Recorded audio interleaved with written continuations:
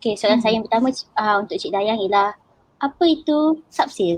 Subsil ini tuan-tuan dan puan-puan dalam bahasa mudahnya ialah kita beli rumah second hand. Kita beli rumah ini daripada tuan rumah itu sendiri dan bukan daripada pemaju.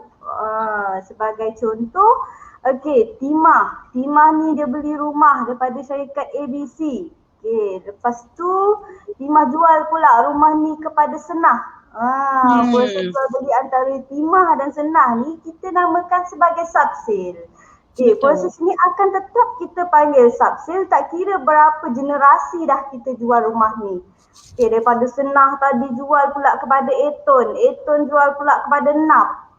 Kita akan still panggil proses ni sebagai subsil. Jadi kita sedia maklum bahawa pembelian rumah ni merupakan satu pelaburan jangka panjang dan kita perlu membuat keputusan yang tepat agar tidak menghadapi kerugian di kemudian hari.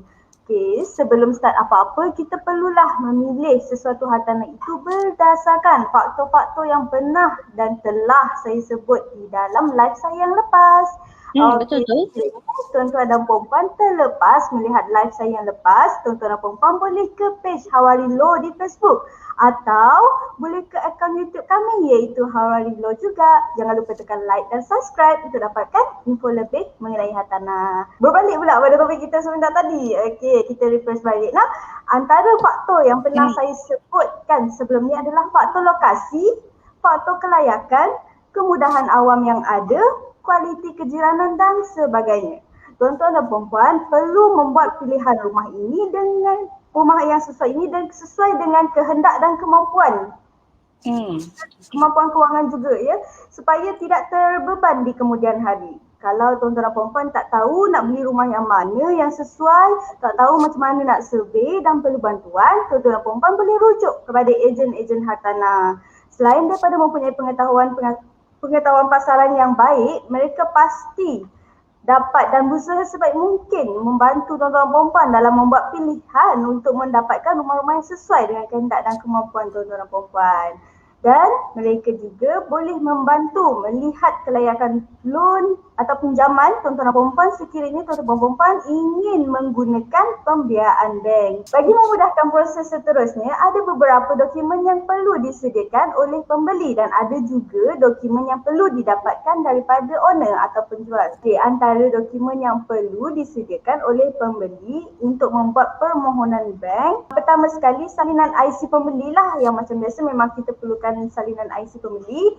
Dan yang keduanya pula ialah slip gaji untuk 3 bulan. Macam biasa jugalah kita nak beli kereta pun bank akan minta slip gaji kita untuk 3 bulan kan. Terusnya penyata bank yang paling latest dan terkini untuk kita prepare dan sediakan penyata bank 3 bulan teruslah. Selain itu kita perlu sediakan juga penyata KWST. Untuk penjawab awam pula, dokumen yang perlu disediakan juga berbeza. Antaranya surat pengesahan dalam perkhidmatan dan sebagainya lah yang mana pihak peguam akan assist atau bantu tuan-tuan dan puan-puan untuk dokumen-dokumen yang diperlukan sekiranya ini memohon pembiayaan LPPSA atau Lembaga Pembiayaan Perumahan Sektor Awam. Okey, bagi owner pula, dokumen seperti perjanjian jual beli terdahulu, salinan cukai pintu dan cukai tanah yang hopefully kena settlekan. Tiada tunggakan lah. Kalau ada tunggakan lagi, hopefully settlekan secepatnya lah. Dan juga salinan geran kita perlukan juga.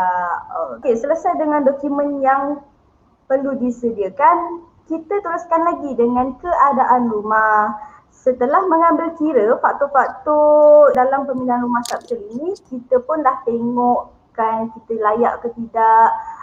Kita mesti nak kena pergi tengok rumah ni.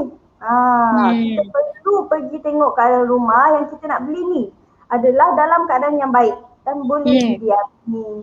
Kenapa saya kata boleh didiami pula? Macam teruk sangat pula rumah subsil ni kan?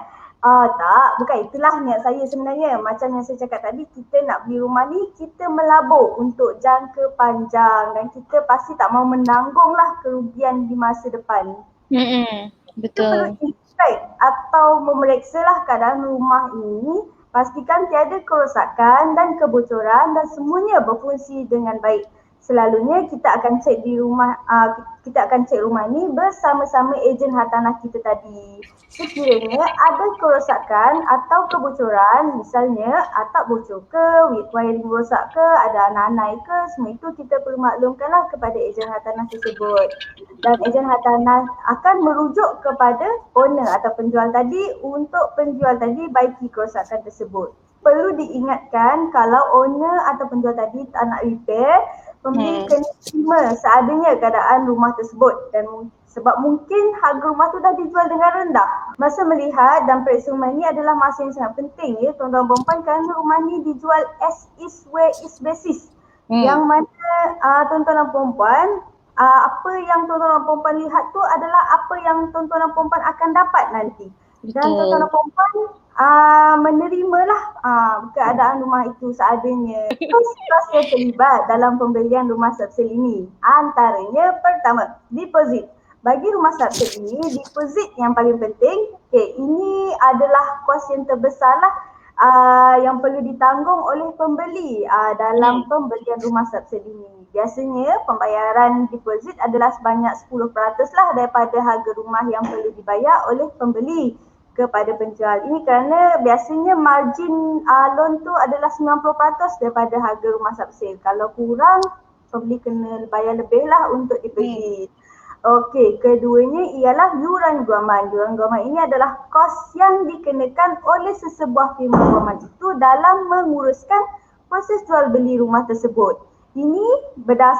Kos ini berdasarkan skala yang ditetapkan di dalam jadual pertama di dalam Perintah Saraan Peguam Cara Pindaan 2017. Dan kos ini pula ada dua ya tuan-tuan dan puan-puan, iaitu kos yuran guaman, iaitu yuran guaman untuk perjanjian jual beli dan yuran guaman untuk pinjaman sekiranya ada mengambil pinjaman bank. Selain daripada itu, pembeli juga harus menyediakan kos untuk pembayaran duty stamp. Kalau pernah beli rumah, kena bayar duty stamp. Dan berita baik juga untuk pembeli rumah pertama yang harga rumahnya di bawah RM500,000 ke bawah akan dikecualikan daripada membayar duty stamp dengan syarat anda tak pernah memiliki rumah sebelum ini, sama ada diterima daripada pusaka ke, hadiah ke atau pembelian terdahulu. Dan harga rumah tersebut perlulah di bawah RM500,000 Malaysia. Seterusnya, cost valuation atau fee penilaian, yang mana bank akan buat satu penilaian ke atas hartanah tersebut bagi memastikan harga rumah tersebut adalah bersesuaian dengan pinjaman yang akan dikeluarkan. Ini antara kos-kos yang perlu di take note lah dan diambil perhatian oleh pembeli dalam pembelian rumah subsale ini.